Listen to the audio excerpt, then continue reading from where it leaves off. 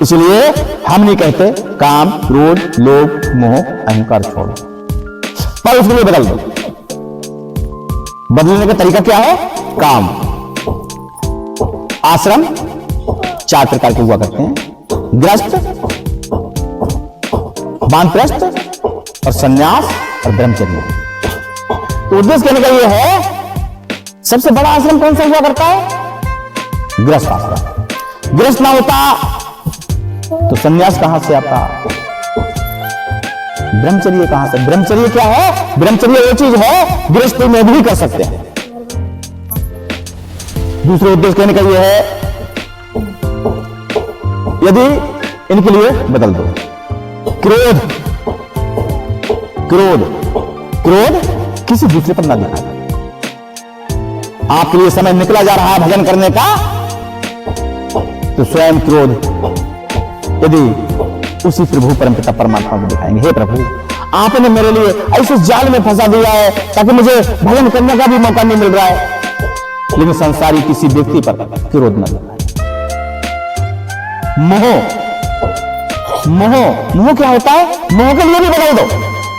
मोह तुम्हारे पास भी है, हमारे पास भी है, सबके पास है। मोह क्या है? हम भी परमात्मा अगर ज्यादा जाप करेंगे तो परमात्मा हमारे जल्दी ही अपना दर्शन दे देगा और जल्दी ही अपने पास बुला लेगा, है? वो भी मोह। अहंकार, अहंकार के लिए बदल दो और ठीक से कहो, संसारी किसी व्यक्ति से ना कहें, बस परमात्मा से ही सामने रिझाएंगे, मैं भी तेरा भक्त हूं, मैं भी तेरा भक्त हूं, लेकिन मैं भी छोड़कर नहीं जा सकता। वो भी एक अहंकार है। तो इन चीजों के लिए अपने अंदर में बदल लो, संसार में नहीं। और संसार में जीने के लिए आज ठीक से कहा, काम, क्रोध, लोभ, मोह, अहंकार छोड़ दो। काम करना छोड़ दो। आज तो अगर देखते होंगे तुम्हारे यहां पर पशु होंगे, हैं? अगर वो किसी खेत में खा भी लेता है तो लोग लाठी लेकर जाते हैं ना। ऐसी ठंडे में एक भी डंडा उसके पड़ जाए ना तो उसे पता होगा कितना दर्द होता है, कितनी चोट लगती है ना, है? अगर मिट्टी भी खरीदने जाएंगे वो भी पैसे से मिलेगी ना। इसलिए उसके लिए बदल दो कार्य, जिसको दिनचर्या कहते हैं, वो तो करना पड़ेगा। और ठीक से, जिसको ठीक से कहा है, साईं हमें उतना दीजिए जिसमें कुटुंब समाए और मैं भी भूखा ना रहूं और साधु भी भूखा ना जाए। दूसरा उद्देश्य कहने का यह है, आज जिसको ठीक से कहा है, सत्संग, सत्संग बहुत बढ़िया बात है। हिंदी का मौसम है और आज क्या देख रहे हैं? आज तो सभी लोग नए मालूम दिखाई दे रहे हैं, कुछ ही लोग पुराने हैं। दूसरे आज जल्दी जाता है। अगर हम ही संसार का कल्याण कर देते तो आज हम गद्दी नहीं बनाते। गद्दी किसकी होती है? गद्दी तो परमात्मा की होती है। और परमात्मा कब मिलेगा, कैसे मिलेगा, किसके स्वरूप में मिलेगा? क्योंकि परमात्मा अगर बाजार में मिल जाए ना तो आप सभी लोग पहचान लेंगे, नहीं पहचान सकते ना। ऐसे ही गुरु नाम परमात्मा का है।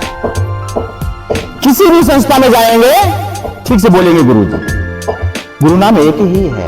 और वो इसीलिए क्योंकि वो अलग पुरुष है, जिसे आप लख नहीं सकते, देख नहीं सकते, बोल नहीं सकते और बता नहीं सकते। उसमें आप कैसे पहचान कर सकते हैं?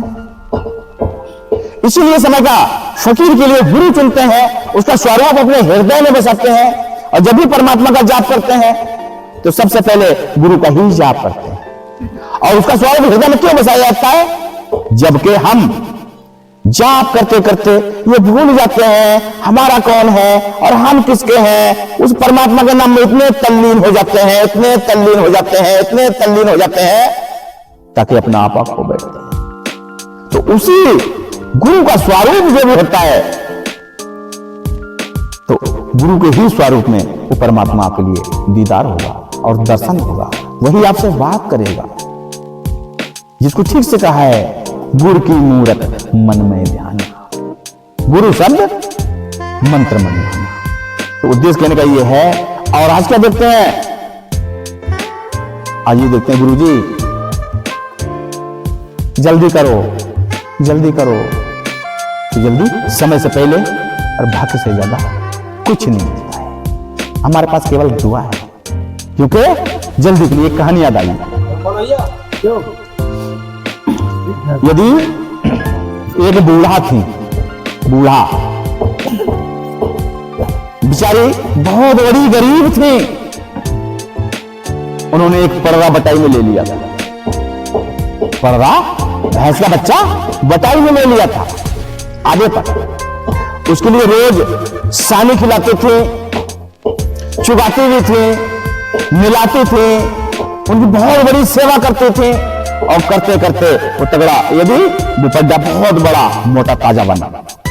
उन्होंने सोचा आज हमारी गरीबी मिट जाएगी, क्योंकि हमारा पड्डा बिकेगा लगभग 20-25 हजार का, फिर इससे हम कोई भी कार्य कर सकते हैं। लेकिन समय के अनुसार उसके लिए बीमारी लग गई और वो रेंगता था, गिर जाता था, रेंगता था और गिर जाता था। इसी पीरियड में वो खत्म हो गया। उन बूढ़ा के लिए बहुत बड़ा झटका लगा। उन्होंने सोचा अरे हम तो जैसे ही तैसे ही हो गए, हमारा पड़वा खत्म हो गया। तो उनके लिए हमेशा से आंसू आते रहते थे। तो समय की बात, सत्संग हो रहा था और भी देवियां सत्संग सुनने के लिए जा रही थी। तो उन्होंने कहा जिया कहां जा रही हो? यहाँ सत्संग हो रहा है, हम सत्संग सुनने जा रहे हैं। तो मैं भी चलती हूँ। उन्होंने सोचा वहां जाने के बाद में मिलने कुछ शांति मिलेगी, तो भी सत्संग में बैठ गई। गुरुजी जो भी समझा रहे थे तो बूढ़ा के आंसू निकलने लगे। गुरुजी ने सोचा बूढ़ा हमारा सत्संग बड़े प्यार से सुन रही हैं। उन्होंने और बढ़िया करके सुनाया, वो और जोर से रोने लगे। उन्होंने और बढ़िया करके सुनाया, वो चीख चीख कर रोने लगे। इतने पर गुरुजी ने विराम दे दिया। तो बूढ़ा सबसे पहले उठी और बोली बेटा ले हमारी जेब 10 रुपया पड़े हैं, हम क्या करेंगे? हम तो 1 रुपया लेते हैं। और नहीं, इसकी दवा लेके खा लेना। उन्हें क्यों? बोले तुम्हारी तरह हमारे पड़वा दे रहे मरेगा वो। यदि वो बूढ़ा बोली कि तुम्हारी तरह हमारे पड़वा दे रहे मरेगा वो, तो रेखना ना समझे। जिसको ठीक से कहा है बड़े भाग्य मानवस तन पावा, शोर दोर लब सब ग्रंथन गावा। बड़े भाग्य से मानव जीवन मिला है, इसमें चूके ना। सुबह को शाम को उस परमात्मा का अध्ययन जरूर से जरूर करते रहें।